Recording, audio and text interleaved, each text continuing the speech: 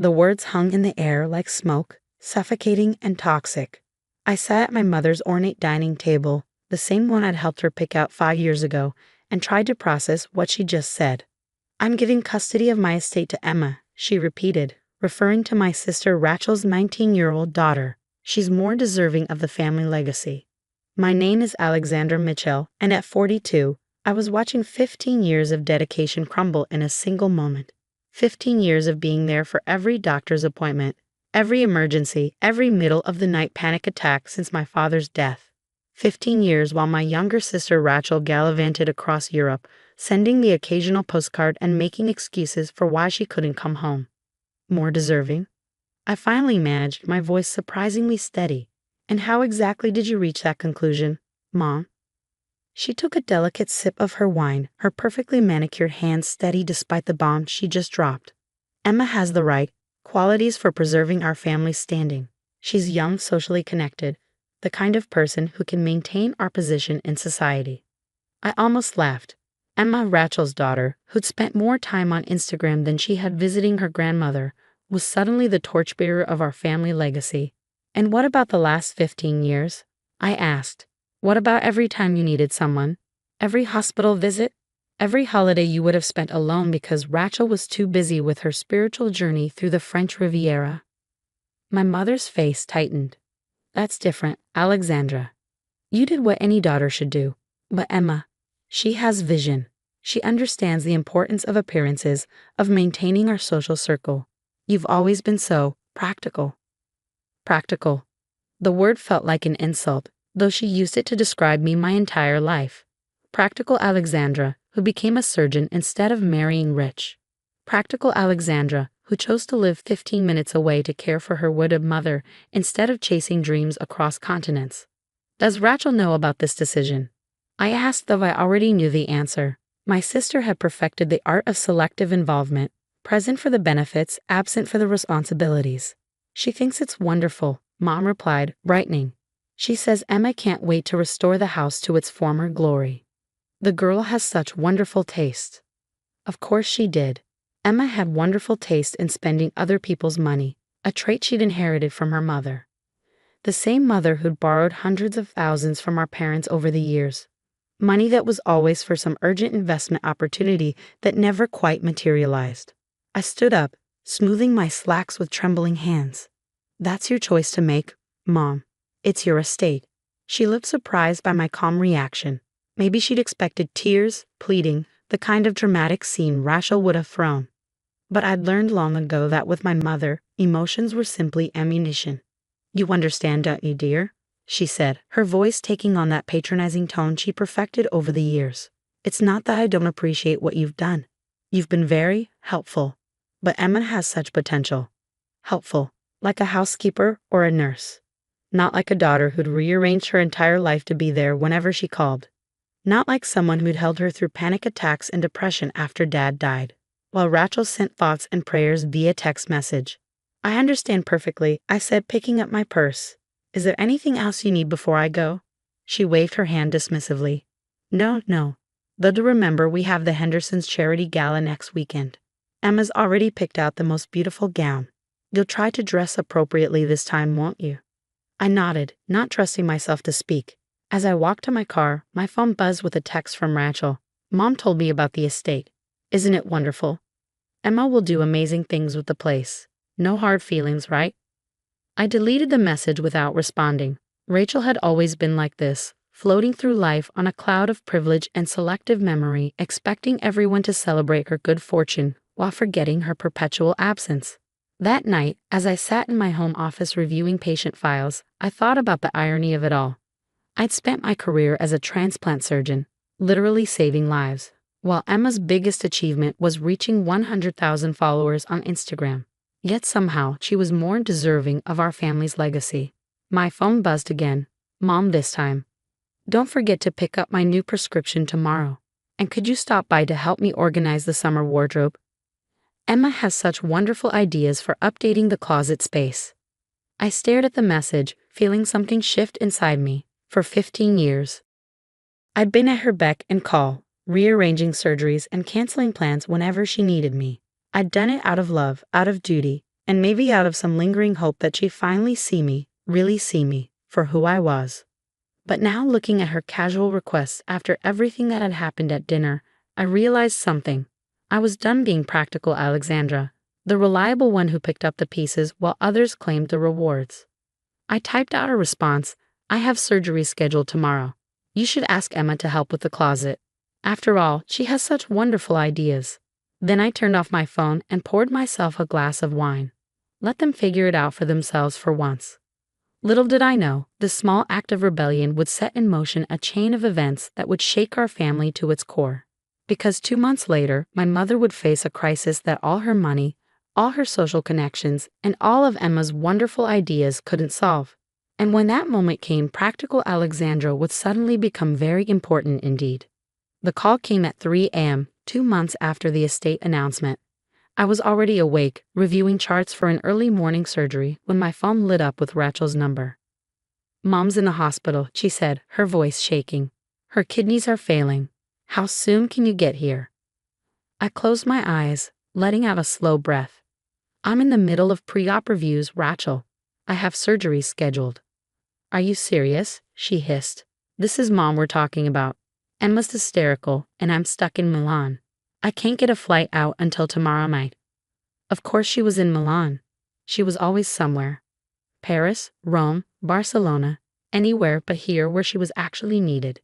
"The hospital has excellent nephrologists," I said, keeping my voice professional. "They'll take good care of her." "Alexandra," Rachel's voice cracked. "The doctors, they're saying she needs a transplant.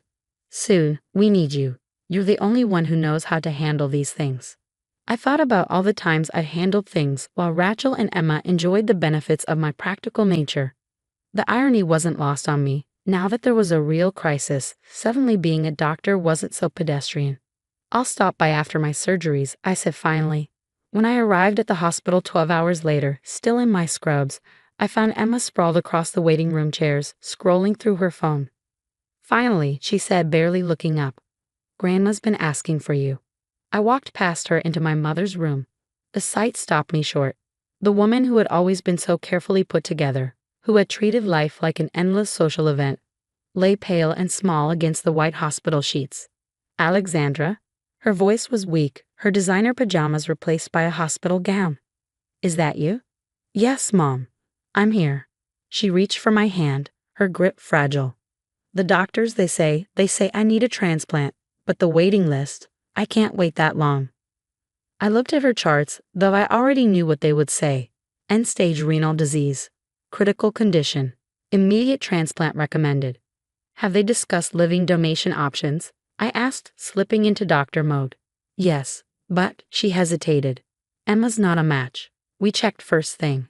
And Rachel, even if she were here, she's not a match either," I finished.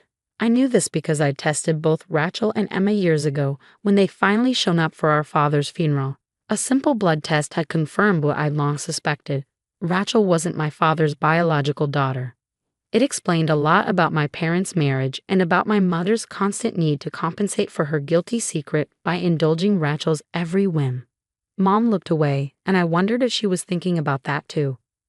"I could be tested," I said quietly. Her eyes snapped back to me, hope flickering across her face. "You would do that? After everything?" I met her gaze steadily. "I'm a match, Mom. I had myself tested years ago, after Dad died. I knew this day might come." She started to cry, silent tears rolling down her cheeks. "Oh, Alexandra, my practical, reliable Alexandra." "Don't," I said, holding up a hand. "This isn't a moment for sentimentality. This is a medical decision, and there are things we need to discuss." She wiped her eyes, nodding. "Of course. Anything. First, the estate reversal. Everything goes back to the way it was before your announcement 2 months ago." Her face fell slightly. "But Emma will be fine," I cut in. "She has her Instagram empire. Second, Rachel's debts to the family trust. They're called in. All of them. No more enabling her spiritual journeys while I handle the real work." "Alexandra, please." "I'm not finished," I continued calmly. "Third, you'll start attending therapy, real therapy. Not those social club counseling sessions you use as coffee dates. You need to address your issues with Dad's death, with Rachel's paternity, with all of it. She stared at me, shock written across her face. For the first time, she was seeing me not as practical, reliable Alexandra, but as someone who had held real power all along. Power I'd chosen not to wield until now. How long have you known? She whispered. About Rachel? Long enough, I replied.